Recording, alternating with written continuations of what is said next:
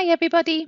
You might be approaching the end of your financial year, and it's the perfect time to get your Sage 50 accounts in order. The year end process itself is simple. It doesn't matter if you're a seasoned pro or if it's your first time, it's just a few steps in the wizard. But before you dive in, there are some important checks and housekeeping tasks that will just make everything run smoothly. Things like archiving your company data just keeps it organized and improves performance. We'll show you how to create an archive and why it's a good habit. Then there's backing up your data, which is essential before making any changes, and we'll share best practice just to ensure your backups are reliable. And avoid accidental postings into a closed period by setting a lock date. It's quick to do and it saves headaches later.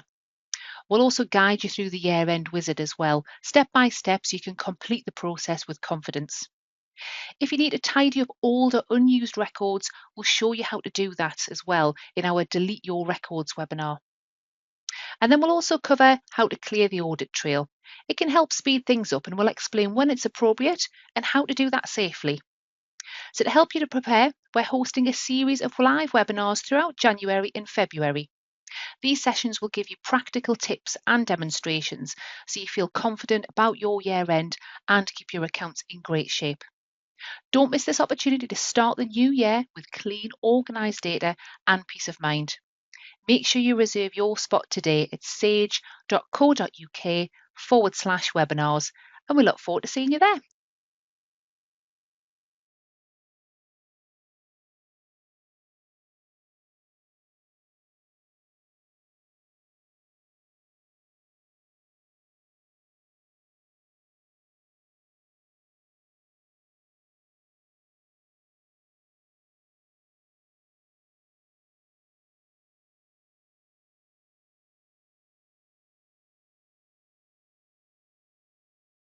Hi everyone, it's that time again when you might be starting to think about your year end.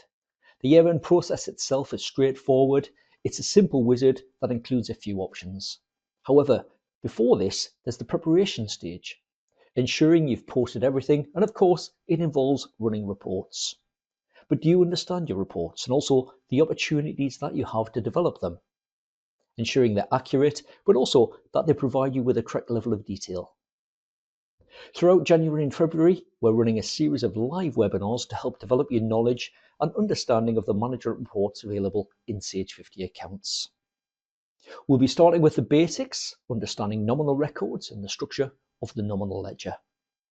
This is also ideal if you need to create new nominal codes.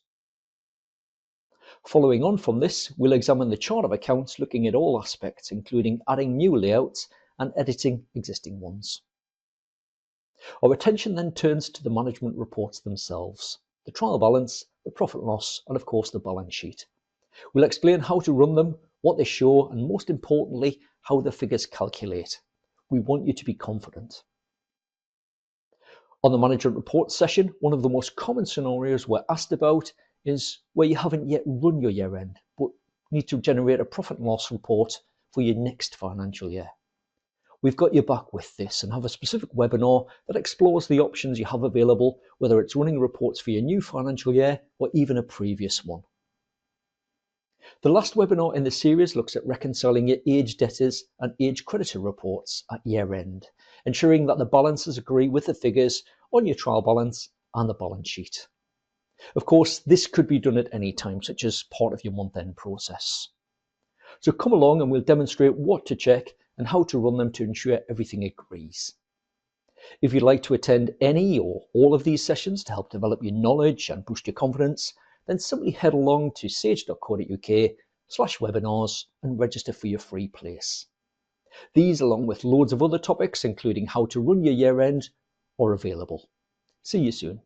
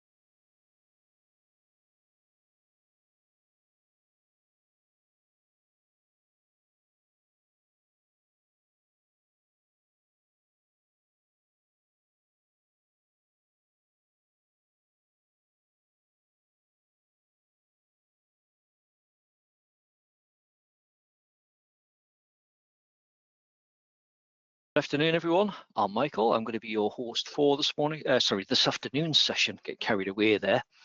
So we're looking at one of our series of webinars for our corrections badge. So looking specifically at correcting journals in today's session. The session should last around about, probably in the region of about 45 minutes. Depends how many questions we get along the way. We're joined today by Abby. Abby will be available throughout the session. She'll be in the background, supporting you with any questions that you might submit as well. We'll quickly run through a little bit of housekeeping though before we do get started. So as normal, your microphone will be muted. That will be done automatically. You can't unmute yourself during the session. So any excuse me, any questions that you might have, you'll need to pop them into the questions panel. Just click your little speech bubble icon and that will bring up that panel for you on the right hand side. You've got access to the little box in the bottom right hand corner. So pop in your questions, your comments, click send, and we'll try and pick those up as we're working through the session this afternoon. So keep them coming. Do engage with us a little bit. You will receive an email later today as well containing links so you can register for a number of other webinars. Now, if you just bear with me 1 second, I'm just going to change my slides for a moment there. I'll be back with you in just a second. I think we've got the wrong ones displayed today. So just pop the right ones on and then we'll get back on with the webinar.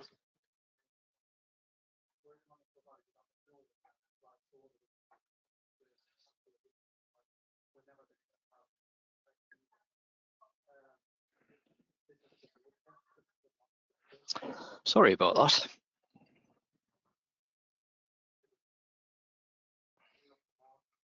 Try again.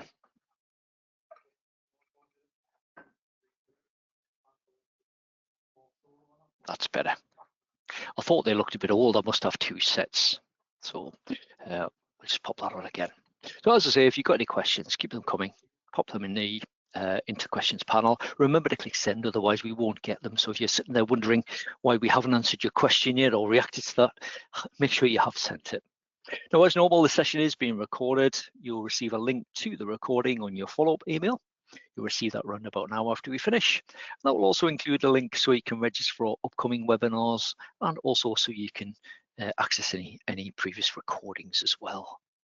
Now, this is part of a badging series, this webinar. So we'll run 4 different topics for this session, plus one of the quiz sessions. If you attend any 3 of the 4 topics, plus one of the quiz sessions, we've got 2 of those in the next couple of weeks.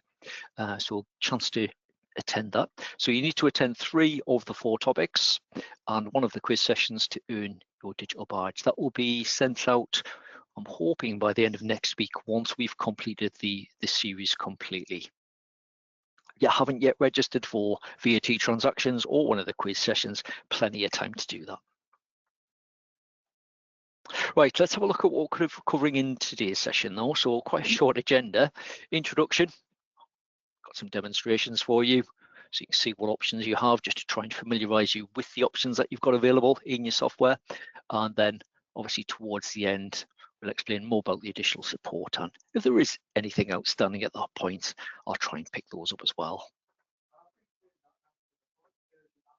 So let's start with a brief introduction. So when it comes to journals, you probably think debits and credits. It's probably what springs to mind when you think about journals. If you do any sort of accounting training, it's probably where you start as well, understanding T accounts and debits and credits and how they go against them. So journals, sometimes it just doesn't click with some, and it's quite easy to get the journals the long way around, so the debits and credits mixed up. Excuse me. It's quite easy to make mistakes, but it's not just about the debits and credits. That's probably what strikes the fear into most people's hearts if you're not that familiar with journals, but there's loads of elements. There's the reference field, the date, the nominal codes that you're posting to, things like popping in an X reference, choosing the right department, details field, even just could be something like a typo that you make a mistake with, choosing the appropriate tax code. And some journals can be really lengthy. We've got a simple journal there on the screen of a stock journal that you might do as maybe part of your month end. Well, Some journals can be enormous. You see journals sometimes when they're to do with things like salary information, they can be quite lengthy. So 50, 100 lines, not uncommon. So quite easy to make a mistake. Even if it might just be the point where your journal just doesn't balance, you've just made a typo in that way, but that won't let you save it. But today we're looking at corrections. So when you have saved it and you spotted that mistake, what options have you got? So we're going to get stuck into, anyway, we're going to get stuck into a number of demonstrations. And we're going to start with the edit and delete option. Now, edit and delete, this makes it really easy to correct journals. Now, the outcome of edit being able to edit and delete is determined by which field you edit. So you may have come across what we term critical and non-critical fields. The non-critical fields, as far as a transaction is concerned, are basically generally the text-based fields. Now, version 22 and above is very flexible when it comes to editing and deleting journals. It'll load the journal for you, and then you can make whatever amends you need. So we're going to have a look at that now. We're going to look at the simplest option.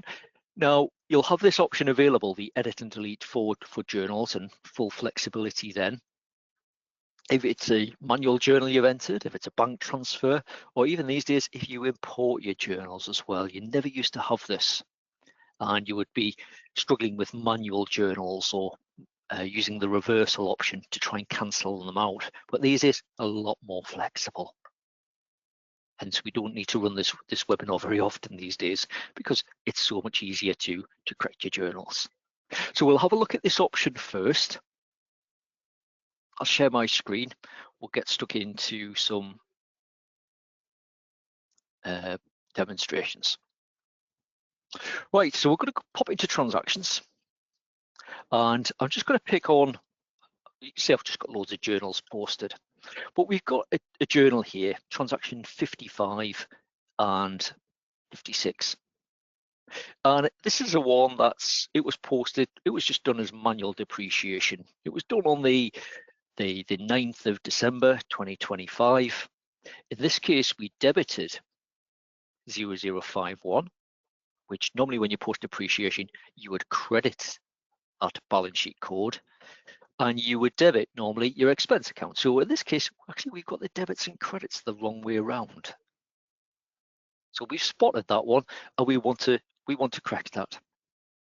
Now it could be that we could manually reverse it, we could edit it, we could delete it. But what we want to do is we want to correct it. So we highlight any part of the journal in this instance. So we'll just highlight the first part of that journal. So transaction 55. I'm going to click edit at the top. And what it does, it loads the journal for me. So all aspects of that grouped journal essentially. So all the information that was entered on the journal entry screen when this journal was posted. So this one's posted the wrong way around. We should have debited the first nominal code, and we should have credited this. We should have credited the first one against the balance sheet, and we should have debited the expense nominal code, that overhead nominal code. Now you can change anything you want at this point within this screen. We can change the reference. We can change the date. Sometimes the date is the common one. Prior to version 22, you would have manually had to reverse this journal and re-enter it. We're covering manual journals a little bit later on. So you'd reverse it with the date that you have posted it and then reposted it with the correct date. And the date was often overlooked. People getting worked up just because of the debits and credits and just completely forgetting about the date itself. And before you know it, you've clicked save and then you're stuck a little bit. You can't just edit it or delete it, but you can these days. So bear in mind, we're up to version 33, version 22, so just over 10 years now since that you've been able to do this. So all I need to do in this instance, again, I can amend any of these fields. If I put the wrong nominal code, or maybe a value I should have split between different nominal codes, again, I can do that. It's just like entering another journal at this stage. So what I'm going to do is I'm going to change this. I'm going to zero out the debit, and I'm going to pop that value into the credit column. When I come down to the second line, pop the value into the debit, and it will zero out the credit automatically for me. So I've switched it round. That's all I need to do at this stage. I've got no typos, tax codes. I've got flagged as the non-valuable tax code T9, which the majority of your journals probably will be posted with. And then if I'm happy with that, I just click save. And that's it done. Now, when you correct a journal in that way, the original journal goes in red, it gets cancelled. So you'll see that both elements of that journal, and it doesn't matter how big that journal is that you've amended. If it was 50 lines, all of those lines would be flagged in red, and it would say cancelled, and it would say CTRAN, and it gives you the new transaction number. Now, if I go down to the end of my audit trail, my transactions list there, you can see the corrected journal. So we've now got a JC against 0051. So this is the active transactions. This is the one that impacts on my accounts.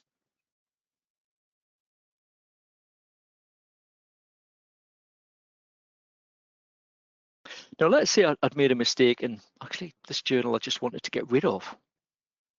I've just made a complete mess, and I don't want to sit there correcting it. I would rather just remove it, or maybe I've duplicated, I've entered it twice, and actually I just think I just want to get rid of it. So we can always highlight the journal, and we've got the delete option at the top. So this duplicate that I've now essentially got, the corrected one, we'll just use it on that one. I'll highlight it, click delete. It shows me all parts of the journal there again, and if I'm happy to remove it, just click delete at the bottom. So do you wish to delete this journal entry? Yes to that. I'm returned back to the transactions list, and as you can see, this time it says deleted. It'll have the transaction type, so deleted JC, deleted JD, and again these appear in red. These transactions at the bottom, they no longer impact on my accounts. They're listed there for audit purposes, but they don't impact on my accounts at this stage. Martin, you asked the question there, is it considered bad to have many red transactions? Ideally, you don't want to have many, because you know you want to show that you hardly make any mistakes, really. But we come across instances where you'll probably see more red transactions than black ones on the list, particularly when people are new to it, tend to make a lot more mistakes. The more experience you've got, and as long as you're taking your time and concentrating, then hopefully that red becomes a lot less frequent. But it makes no difference whether you have that there or not. So the only one that would really consider it bad is probably yourself. Maybe an indication if you're getting a bit more accurate with your processing. You've got less red in there. You always maybe try and hide that if you wanted to, using the filters option. But that's the edit and delete option. Now, you'll not be able to do that for all transaction types. You haven't always got that flexibility. And when you go, if I just pop back to the slides for a moment, and when you highlight a specific type of journal and you go to edit it, it'll bring up maybe a screen similar to what you can see on that screenshot there. So this is what I would term the edit view, but you've got limited options. So this would be if you've done a year-end posting. So when you've run year-end, a number of journals would be posted as part of that year-end process. You're not able to just edit or delete those. If you use the automatic prepayments or accruals option in Sage 50 Accounts Professional, again, those journals which are posted as part of the month end, you wouldn't be able to just simply edit or delete those. Similar if you use the fixed assets ledger in Sage 50 Accounts Professional, you're not able to just edit or delete the depreciation journals that also get posted as part of that month-end process. And if you use Sage 50 Payroll and you use specifically the nominal link to post your payroll information into your accounts, so your salary journal information, then again, because of the way it posts into Sage 50 accounts, you're also not able to just simply edit or delete those. Now, you will be able to edit some fields when you get this limited view. You'll be able to edit what we term the non-critical fields. So the non-critical fields are the text-based fields. So things like the reference, the extra reference, the description, and the details. So let's have a look at that in the software. And this is what you used to have prior to version 22. So if anyone goes that far back with the Sage 50 accounts, you may remember that you would have had this option for all of your journals. Right, so we'll find a one that I can't just amend. So I've got some at the beginning, I think. We should have some nominal link postings in this example.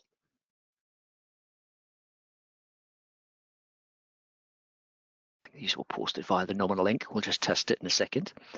So this journal, or this series of journals, if I now click edit, and I get this option where I get a limited view, I don't see all aspects of the journal. So it's not what you would term a grouped journal. I get this restricted view. You might be a similar view if you go to edit like a bank payment or an invoice or a credit note along those lines, where you can make amends to things like the nominal codes, etc. But as I say, it's only the non-critical fields that you can edit on a journal when you get this screen. So you can amend the reference, you can amend the description, but I can't amend things like dates.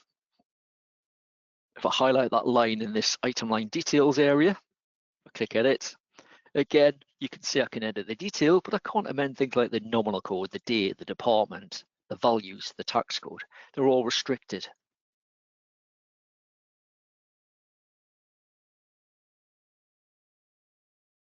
I'll just amend the reference. I'll just put my initials in just to make it nice and obvious. I'll save those changes. Do you wish to post these changes? I'll click yes to that. And you'll see in the reference column, it has updated that for me. But you're quite restricted when it's that type of journal. So remember, it's things like year-end postings. When you run the year-end, those journals that get posted, prepayments and accruals, if you use the automatic option, similar for depreciation, if you use the fixed assets ledger, and also that nominal link. And there may be others as well, depending if you've got other software that integrates with Sage 50 accounts. It depends how that information is transferred into your accounts.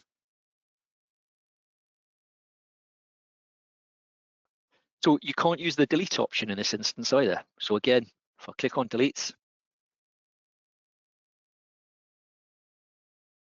just ignore that message because it relates to a previous year. It's just the date it's referring to a previous financial year on this set of data now. You'll see the delete option is grayed out, so it's not available for me to select it. So we'll know that sort of instance, what options have I got available to me? Well, in that sort of instance, you've got actually two options. And the first one we're going to quickly mention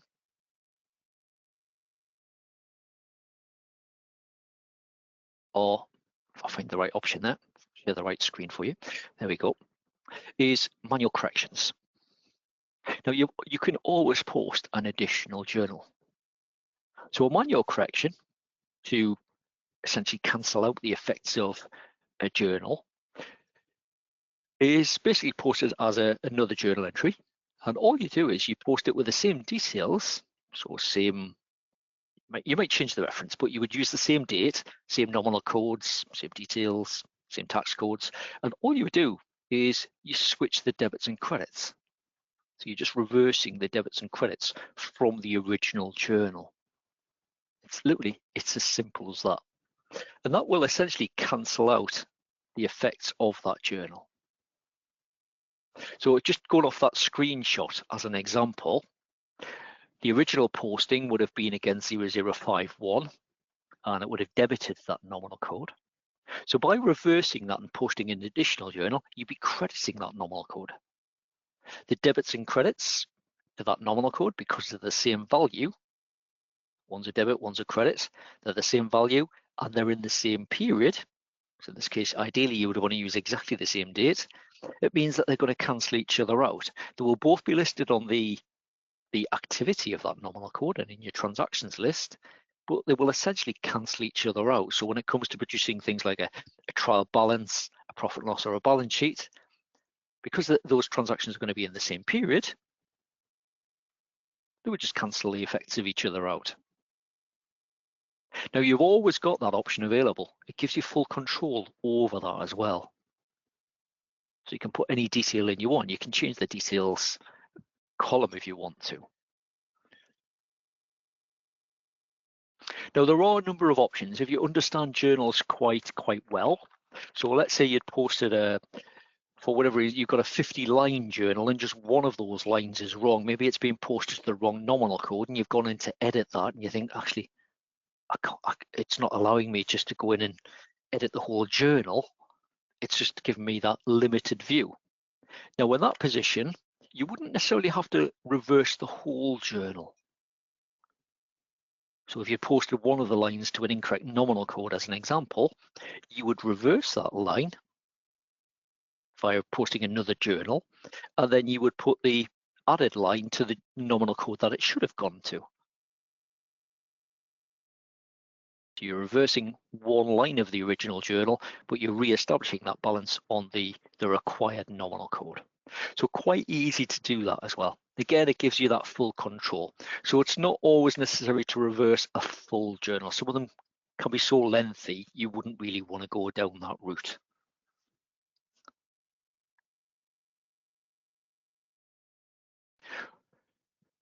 Now, sticking with the slides, and if you were in that position where, let's say you do have quite a lengthy journal and you think, right, I've posted it twice.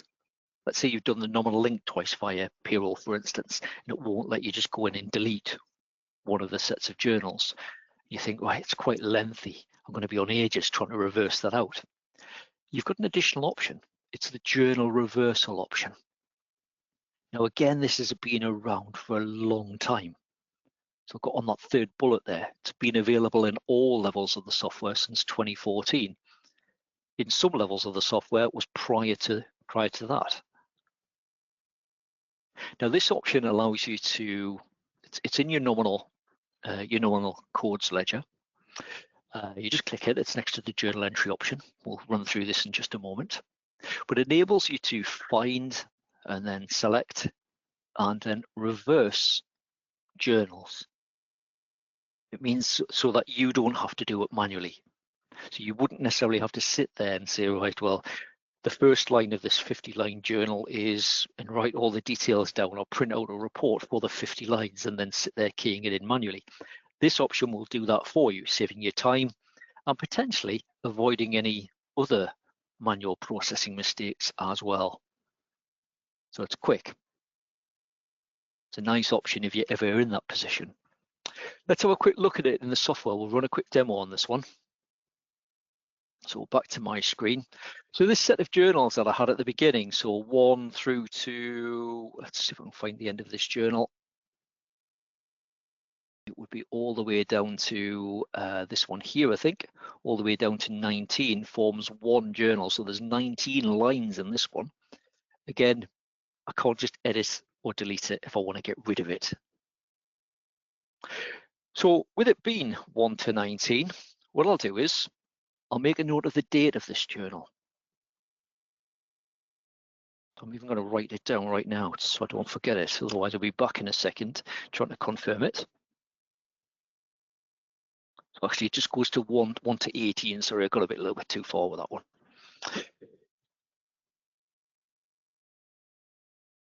So I'm going to go into nominal codes. And we got the standard journal option. So if you were doing it manually, that's where you would go and you would enter the details, reversing the debits and credits. But you do have this journal reversal option. And when we click it, you're going to get this little window pop up. It prompts you to print your daybook nominal ledger report. Up to you if you want to do that. That is a report that prints out a list of nominal codes with the relevant journals against them. It does prompt you to take a backup of your data. Now, the only way, if you go in and delete a journal, let's say you follow this through and you select the wrong thing. and you reverse the journal. The only way you're going to undo that is by either manually re-entering that or restoring a backup. So we'd normally encourage you to take a backup just at this stage. Again, it's up to you whether you do that, but we'd normally recommend you do at this stage. Now, once you've completed those two tasks, if you want to run through them, you would just click OK to this prompt. You're then prompted to enter a transaction range, which will pick up all of your full transaction range, so 1 up to whatever number you're up to. I'm just going to accept that. And then the only thing I'd recommend you change at this stage is the date. So the date of my journal that I want to get rid of or want to delete is 30th of April 2025. I don't enter a reference, I just leave the department as 0. And then I just OK that.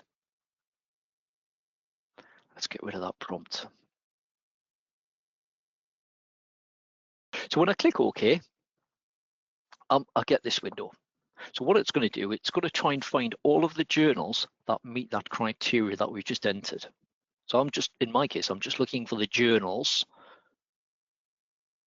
that were dated on the 30th of April 2024. So in this case, it's transaction 1 to 18. Now you might find more than one set of journals at this point. Quite common if things like month ends and things like that you might post a number of different journal entries. So what you're trying to do is you're after the ones that you want to highlight, the ones that you want to get rid of. Now in my case, it's everything that's listed, so I can use the swap option just to quickly highlight everything. If not, you would need to go down your list and you would highlight the ones that you're after, that you want to reverse. Gives you your totals here, so obviously to be able to reverse a journal, it needs to balance. I can't just choose like 6 items of that 18-line journal. I'm going to need to select them all. The other thing you could do is you could click swap, and then you might think, well, actually, that's a different journal on the end. I don't need that one. But I'm going to leave them all highlighted. Now, when I've made that selection, I click reverse. It'll show me the details of the journal that is about to be posted based on what we had highlighted there. Now, just going back, if it didn't balance, so I've made my selection and I've just forgot to select one of them. If I click reverse, I'll get this prompt, journals do not balance. So it's not going to let you proceed if your selection doesn't balance. So we'll just make sure we've got them all highlighted. Showing what it balances, we've got a difference of 0. So we click reverse, it shows me the details. This is what's about to be posted. Click save. And that's it done. Now the original journals, 1 to 18, they are still intact. I've not deleted them, I've not edited them. I've loaded them and I've chosen to reverse them. So what we will find on the end of our transactions list is a new set of journals. So in this case, from transaction 66 to 83, we've got a set of reversing journals. So that would save me having to do that manually. So that's ideal if you just want to, you made a mistake, you just think, oh, I just want to wipe that out, or I'd rather just start again with it. It's a nice, easy way of doing that. But always worth highlighting your journal first of all. So just go back to the start. Always worth highlighting it and clicking at it. So does it load that screen? In which case I'm restricted. I've got to do it manually, or I've got to do in another way using the journal reversal option. Or if I just scroll down my list a bit,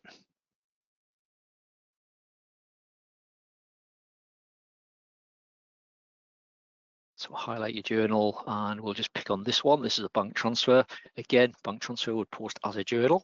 So if I highlighted that one and I click edit, in which case I get that full edit delete option available to me. So I can make whatever changes I want at that stage. So always worthwhile checking that before you choose your options.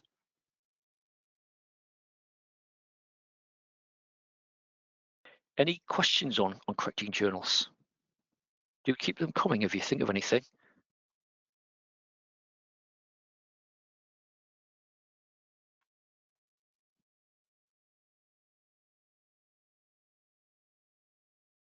Now, it does bring us to the end of the planned demos. So if you do have any additional questions, if you want to start maybe having a bit think about those, just while we're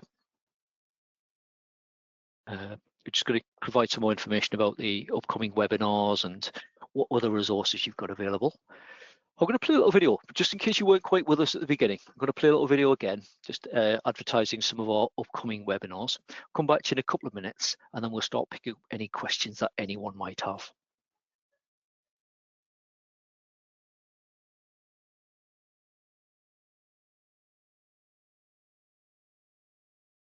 Hi everyone, it's that time again when you might be starting to think about your year end. The year end process itself is straightforward. It's a simple wizard that includes a few options.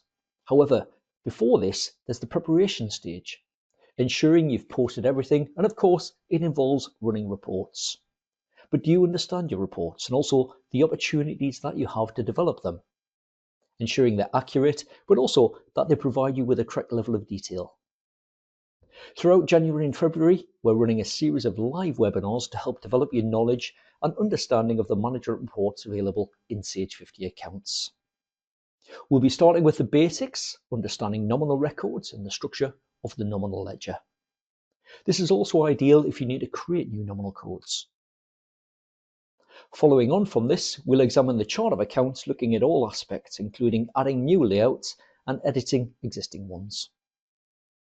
Our attention then turns to the management reports themselves, the trial balance, the profit and loss, and of course the balance sheet. We'll explain how to run them, what they show, and most importantly, how the figures calculate. We want you to be confident.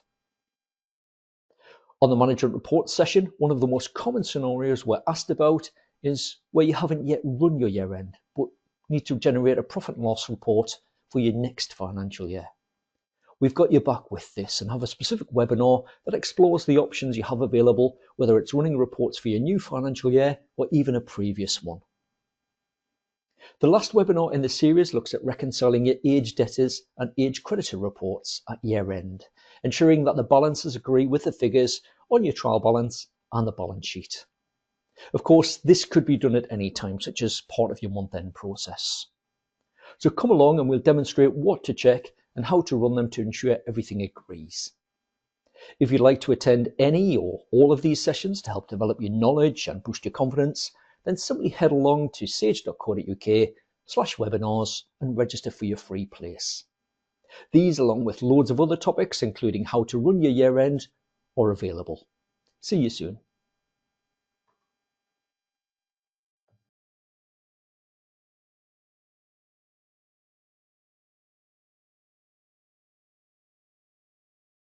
Okay, I'm back live with you at that point. So that was just me telling you a little bit about our upcoming management report sessions. If you were with us at the beginning as well, you will, if you joined us just prior to the session starting, you may have seen Laura's little video advertising the year-end sessions as well. So loads of webinars planned in for the next couple of months. Do get yourself signed up if you're interested. The link will, of course, be included on your follow-up email.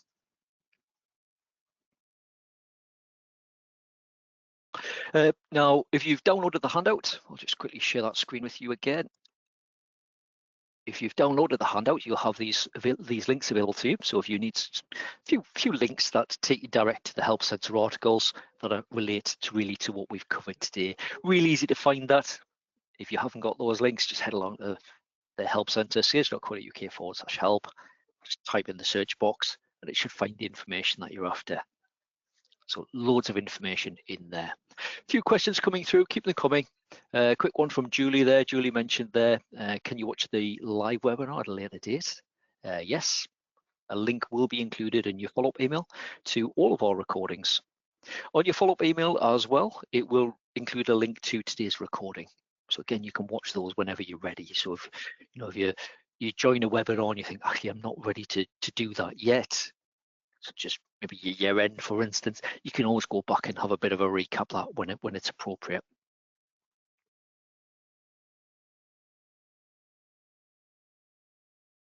Now, before we open up to questions, what I'll quickly do is I just want to quickly mention our Community Hub.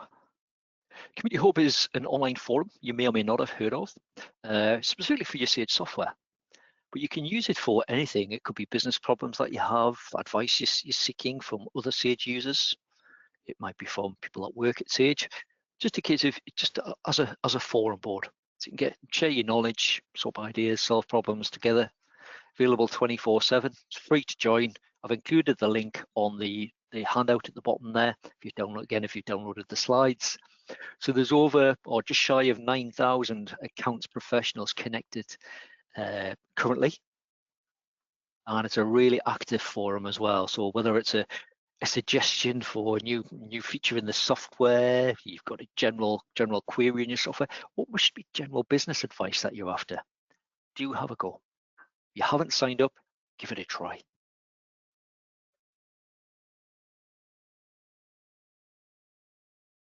We're also running a learning survey at the moment as well. If you've got your phone handy, if you scan the QR code now, it will ask you 2 questions on that survey. If you don't mind taking part in that, that would be greatly appreciated. If you want to do it later on, again, if you've downloaded the handout, then it will be available on that as well. But it's just to give us an idea of what you're looking for going forward, learning-wise. So it's all about non-Sage product-related learning in this instance. So is it to do with AI? Is it to do with MTD? What is it you want learning on?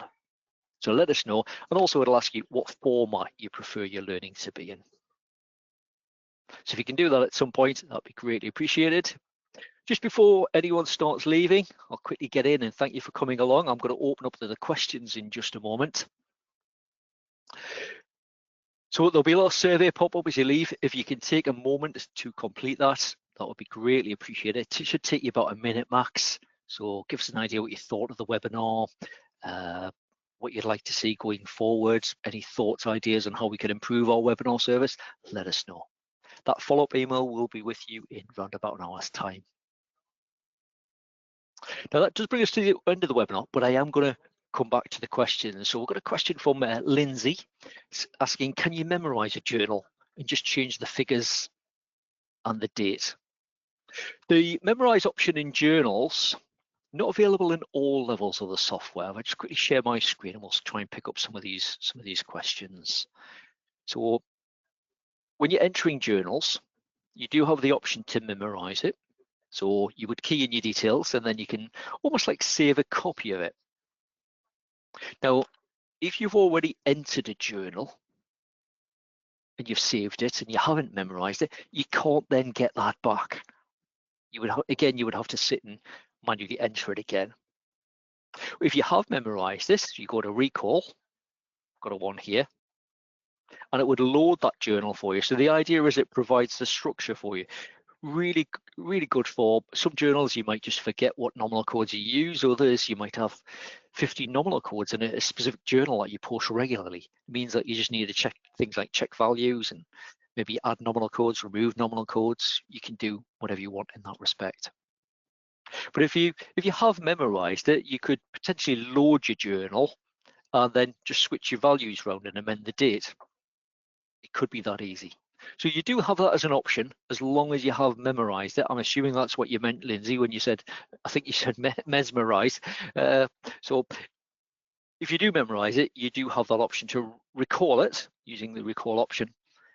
So loading your journal and then just essentially switching those debits and credits around.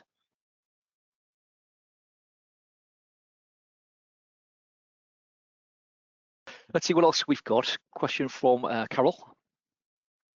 So Carol's question is to do with salary journals.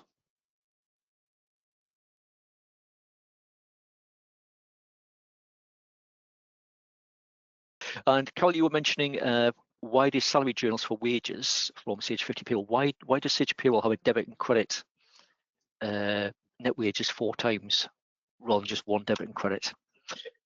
Just go back to mine. We'll give you a quick example. So it's all to do with, let's find the journals. They're at the top.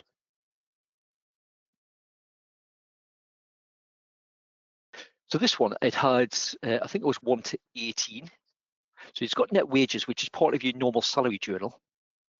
Now, you might split that. You might have overrides within Sage Payroll itself. So when it posts it, it might split it, it might not. It wouldn't by default. The bit on the end, though, that mentions net wages. So this bit here is part of the nominal link. So it mentions net wages and it shows as a bank payment. So this is the journal, essentially as part of that nominal link posting. You can say, right, I wanted to post that transaction into the bank account as well to show that the net wages have been paid. So you may or may not have ticked that little box to show or to make that payment as part of that. So it should it'll list it once as part of the standard salary journal, and then it'll tag that bit on the end if you tick the little box in your nominal link posting itself. I don't have Payroll installed on my PC, otherwise I would show you that. But you will find it as you're working through the, if you go into your nominal link settings in Sage 50 Payroll, you'll find that little tick box where you've got, I think it's as part of the, I'm sure it's as part of the setup process. You can tick the box to say post the bank payment element as well.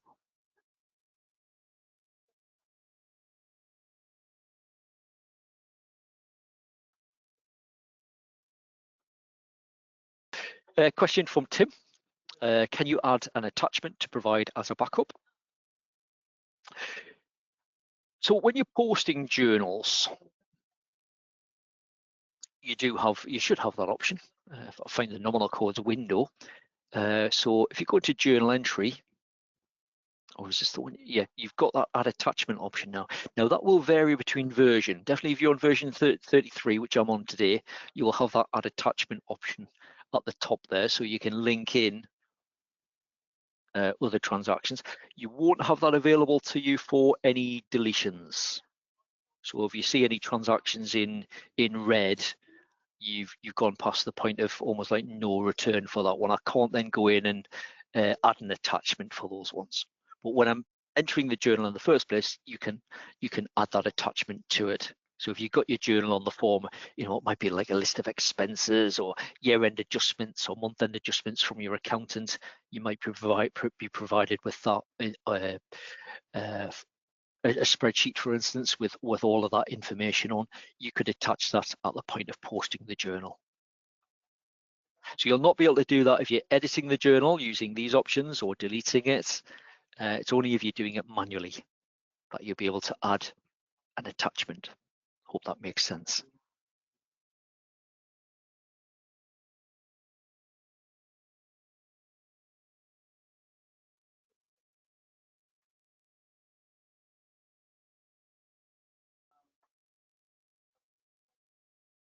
Any additional questions at all?